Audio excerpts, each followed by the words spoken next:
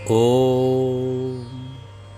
तव कथामृतं तप्तजीवनं कविभिरीरितं कल्मषापहं श्रवणमङ्गलं श्रीमदाततं भुवि गृह्णन्ति ये भूरिदा जनाः। শ্রী শ্রী রামকৃষ্ণ কথামৃত তৃতীয় ভাগ, নবম খণ্ড, চতুর্থ পরিচ্ছেদ। ঈশ্বর দর্শন জীবনের উদ্দেশ্য, তাহার উপায়। ঐশ্বর্য ও মাধুর্য। কেহ কেহ ঐশ্বর্য জ্ঞান চায় না। ঠাকুর কিয়ৎক্ষণ চুপ করিয়া আছেন, আবার কথা কহিতেছেন। শ্রীরামকৃষ্ণ: ঈশ্বর কল্পতরু, তার কাছে থেকে চাইতে হয়, তখন যে যা চায় তাই পায়। ঈশ্বর কত কি করেছেন, তার অনন্ত ব্রহ্মাণ্ড, তার অনন্ত ঐশ্বর্যের জ্ঞান আমার দরকার কি? আর যদি জানতে ইচ্ছা করে, আগে তাকে লাভ করতে হয়, তারপর তিনি বলে দেবেন। যদু মল্লিকের কখানা বাড়ি, কত কোম্পানির কাগজ আছে, এসব আমার কি দরকার? আমার দরকার জোশো করে বাবুর সঙ্গে আলাপ করা, তা পগার ডিঙিয়েই হোক, প্রার্থনা করেই হোক, বা দারোয়ানের ধাক্কা খেয়েই হোক। আলাপের পর কত কি আছে একবার জিজ্ঞাসা করলে বাবুই বলে দেয়। আবার বাবুর সঙ্গে আলাপ হলে আমলারাও মানে। সকলের হাস্য। কেউ কেউ ঐশ্বর্যের জ্ঞান চায় না। সুরির দোকানে কত মন মদ আছে, আমার কি দরকার? আমার এক বোতলেই হয়ে যায়। ঐশ্বর্য জ্ঞান চাইবে কি? যেটুকু মদ খেয়েছে তাতেই মত্ত। ভক্তিযোগ, জ্ঞানযোগ এসবই পথ। যে পথ দিয়েই যাও তাকে পাবে। ভক্তির পথ সহজ নয়, জ্ঞান বিচারের পথ কঠিন পথ। কোন পথটি ভালো অত বিচার করবার কি দরকার? বিজয়ের সঙ্গে অনেক দিন কথা হয়েছিল। বিজয়কে বললাম, একজন প্রার্থনা করত, হে ঈশ্বর, তুমি যে কি কেমন আছো, আমায় দেখা দাও। জ্ঞান বিচারের পথ কঠিন। পার্বতী গিরিরাজকে নানা ঈশ্বরীয় রূপে দেখা দিয়ে বললেন, পিতা, যদি ব্রহ্মজ্ঞান চাও, সাধু সঙ্গ করো। ব্রহ্ম কি মুখে বলা যায় না, রামগীতায় আছে। কেবল তটস্থ লক্ষণের দ্বারা তাকে বলা যায়।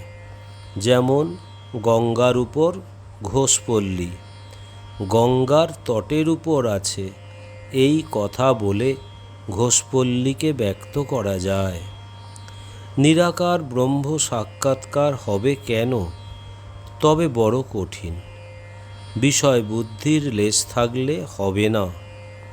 ইন্দ্রিয়ের বিষয় যত আছে, রূপ, রস, গন্ধ, স্পর্শ, শব্দ, সমস্ত ত্যাগ হলে, মনের লয় হলে, তবে অনুভবে বোধে বোধ হয় আর অস্তিমাত্র জানা যায়।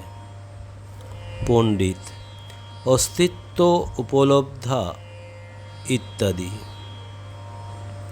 শ্রীরামকৃষ্ণ: তাকে পেতে গেলে একটা ভাব আশ্রয় করতে হয়। বীর ভাব, সখী ভাব বা দাসী ভাব, আর সন্তান ভাব। মণি মল্লিক: তবে আট হবে। শ্রীরামকৃষ্ণ: আমি সখীভাবে অনেক দিন ছিলাম। বলতাম, আমি আনন্দময়ী ব্রহ্মময়ীর দাসী।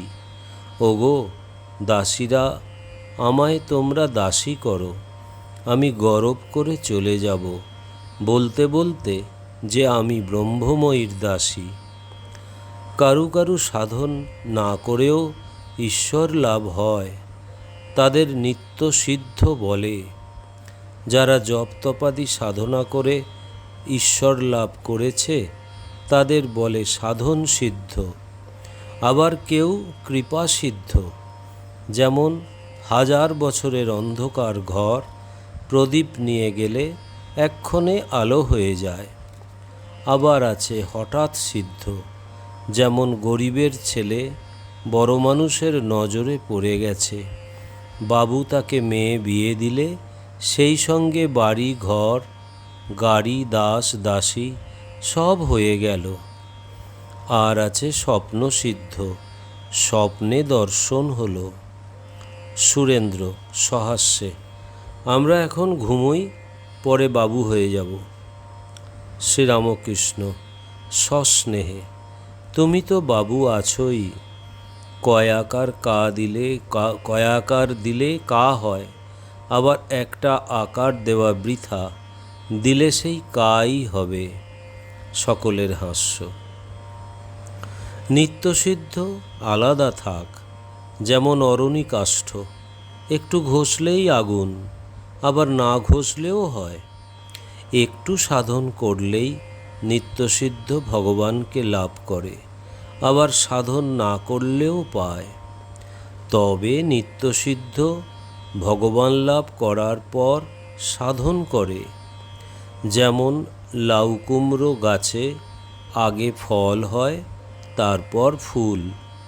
পণ্ডিত, লাউ কুমড়োর ফল আগে হয় শুনিয়া হাসিতেছেন। শ্রীরামকৃষ্ণ, আর নিত্যসিদ্ধ হোমা পাখির ন্যায়। তার মা উচ্চ আকাশে থাকে, প্রসবের পর ছানা পৃথিবীর দিকে পড়তে থাকে, পড়তে পড়তে ডানা ওঠে ও চোখ ফোটে, কিন্তু মাটি গায়ে আঘাত না লাগতে মার দিকে চোঁচা দৌড় দেয়। কোথায় মা, কোথায় মা? দেখো না, প্রহ্লাদের ক লিখতে চক্ষে ধারা। ঠাকুর নিত্যসিদ্ধের কথায় অরণি কাঠ ও হোমা পাখির দৃষ্টান্তের দ্বারা কি নিজের অবস্থা বুঝাইতেছেন? ঠাকুর পণ্ডিতের বিনীত ভাব দেখিয়া সন্তুষ্ট হইয়াছেন। পণ্ডিতের স্বভাবের বিষয় ভক্তদের বলিতেছেন। শ্রীরামকৃষ্ণ ভক্তদের প্রতি, এর স্বভাবটি বেশ। মাটির দেওয়ালে পেরেক পুঁতলে কোনো কষ্ট হয় না। পাথরে পেরেকের গোড়া ভেঙে যায়, তবু পাথরের কিছু হয় না। এমন সব লোক আছে, 1000 ঈশ্বর কথা শুনুক, কোনো মতে চৈতন্য হয় না। যেমন কুমির, গায়ে তরবারির চোপ লাগে না। পণ্ডিত, কুমিরের পেটে বর্ষা মারলে হয়। সকলের হাস্য। শ্রীরামকৃষ্ণ সহাস্যে, গুচ্ছির শাস্ত্র পড়লে কি হবে? ফিলোজফি। সকলের হাস্য। পণ্ডিত সহাস্যে, ফিলোজফি বটে। শ্রীরামকৃষ্ণ, লম্বা লম্বা কথা বললে কি হবে? বান শিক্ষা করতে গেলে আগে কলা গাছ তাক করতে হয়, তারপর সর গাছ, তারপর সলতে, তারপর উড়ে যাচ্ছে যে পাখি। তাই আগে সাকারে মন স্থির করতে হয়। আবার ত্রিগুণাতীত ভক্ত আছে, নিত্য ভক্ত, যেমন নারদাদি। সে ভক্তিতে চিন্ময় শ্যাম, চিন্ময় ধাম, চিন্ময় সেবক, নিত্য ঈশ্বর, নিত্য ভক্ত, নিত্য ধাম। যারা নেতি নেতি জ্ঞান বিচার করছে তারা অবতার মানে না। হাজরা বেশ বলে, ভক্তের জন্যই অবতার, জ্ঞানীর জন্য অবতার নয়। তারা তো সোঅহং হয়ে বসে আছে। ঠাকুর ও ভক্তেরা সকলেই কিয়ৎকাল চুপ করিয়া আছেন। এইবার পণ্ডিত কথা কহিতেছেন। পণ্ডিত, আজ্ঞে কিসে নিষ্ঠুর ভাবটা যায়? হাস্য দেখলে মাংসপেশি স্নায়ু মনে পড়ে, শোক দেখলে কীরকম নার্ভাস সিস্টেম মনে পড়ে। শ্রীরামকৃষ্ণ সহাস্যে, নারায়ণ শাস্ত্রী তাই বলতো, শাস্ত্র পড়ার দোষ, তর্ক বিচার এইসব এনে ফেলে। পণ্ডিত: আজ্ঞে উপায় কি কিছুই নাই? একটু মার্দব। শ্রীরামকৃষ্ণ: আছে, বিবেক। একটা গান আছে, বিবেক নামে তার বেটারে, তত্ত্বকথা তাই শুধাবি। বিবেক বৈরাগ্য ঈশ্বরে অনুরাগ এই উপায়। বিবেক না হলে কথা কখনো ঠিক ঠিক হয় না। সামাধ্যায়ী অনেক ব্যাখ্যার পর বললে, ঈশ্বর নীরস। একজন বলেছিল, আমাদের মামাদের এক গোয়াল ঘোড়া আছে। গোয়ালে কি ঘোড়া থাকে? সহাস্যে: তুমি ছানাবড়া হয়ে আছো, এখন 2-5 দিন রসে পড়ে থাকলে তোমার পক্ষেও ভালো, পরেরও ভালো। 2-5 দিন। পণ্ডিত ঈষৎ হাসিয়া: ছানাবড়া পুড়ে অঙ্গার হয়ে গিয়েছে। শ্রীরামকৃষ্ণ সহাস্যে: না না, আরশোলার রং হয়েছে। হাজরা: বেশ ভাজা হয়েছে, এখন রস খাবে বেশ। শ্রীরামকৃষ্ণ: কি জানো, শাস্ত্র বেশি পড়বার দরকার নাই।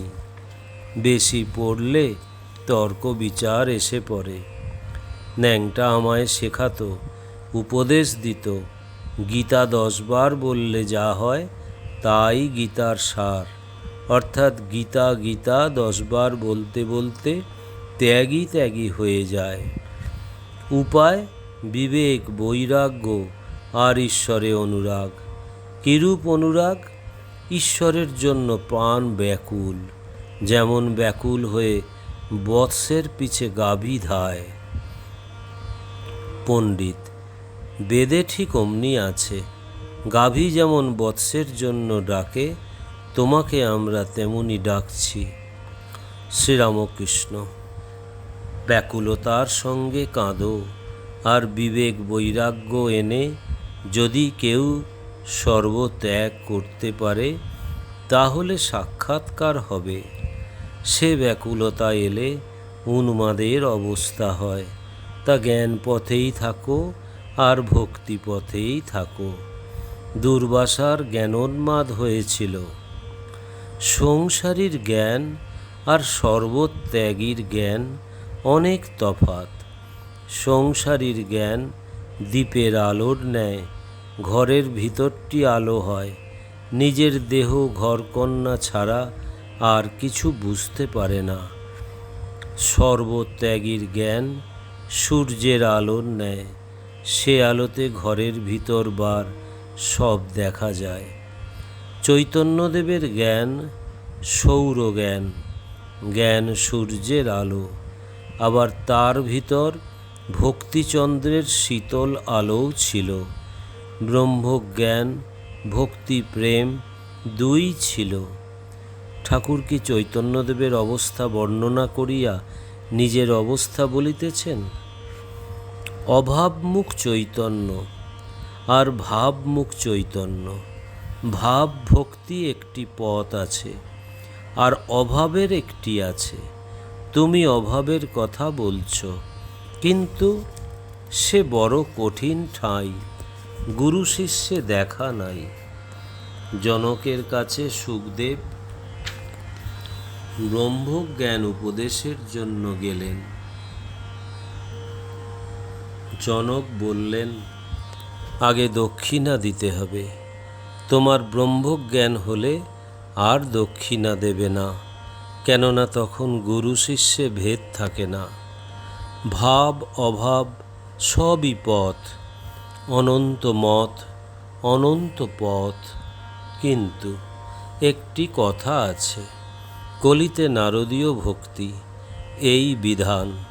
এ পথে প্রথমে ভক্তি, ভক্তি পাগলে ভাব, ভাবের চেয়ে উচ্চ মহাভাব আর প্রেম। মহাভাব আর প্রেম জীবের হয় না। যার তা হয়েছে তার বস্তু লাভ, অর্থাৎ ঈশ্বর লাভ হয়েছে। পণ্ডিত: আজ্ঞে বলতে গেলে তো অনেক কথা দিয়ে বোঝাতে হয়। শ্রীরামকৃষ্ণ, তুমি ন্যাজামুরো বাদ দিয়ে বলবে হে। ওম নিরঞ্জনম নিত্যম অনন্তরূপম ভক্তানুকম্পাধীত বিগ্রহং বৈ ঈশাবতারম পরমেশমিড্ডম তং রামকৃষ্ণম শিরসা নমামহম। শ্রীরামকৃষ্ণ অর্পণমস্তু।